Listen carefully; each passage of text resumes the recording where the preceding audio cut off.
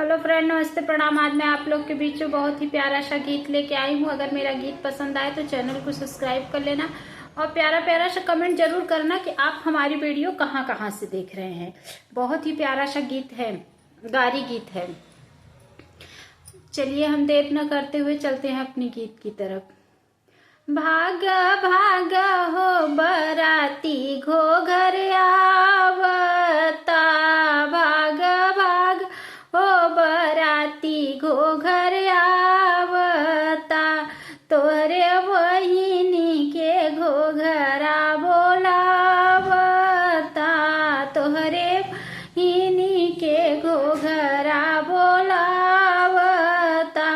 अरे लाई गट्टी दई फुसिलावता, भाग भाग हो बराती घोघर आवता, भाग भाग हो अगुआ साले घोघर आवता, तोहरे बहिनी के घोघरा बोलावता। बिछवा से चुटहिया जलेबी दई के फुसिलावता, भाग भाग ओ कुल बरती है घोघर आवता, तोहरे बहिनी के घोघरा बोल आवता। रे पिछवा से रसगुल्ला दई फुसिलावता, भाग भाग हो भाग भाग हो देवर साले घोघर आवता, भाग गहो समधी साले घोघर आवता, भाग गहो पंडित घोघर आवता, तोहरे बहिनी के घोघरा बोलावता, तोहरे बहिन के घोघरा बोलावता।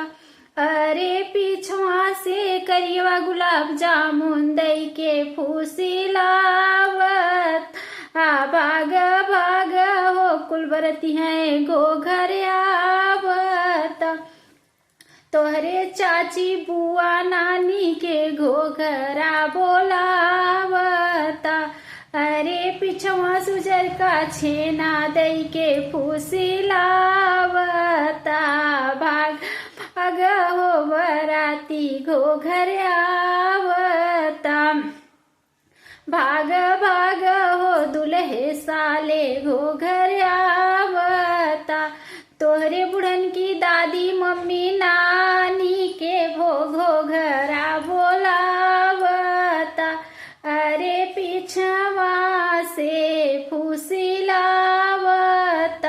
भाग भाग हो बराती घोघर आवता। अगर मेरी गारी गीत पसंद आई होगी तो आप लोग प्यारा प्यारा सा कमेंट जरूर करना कि गारी गीत कैसा लगा आप लोगों को।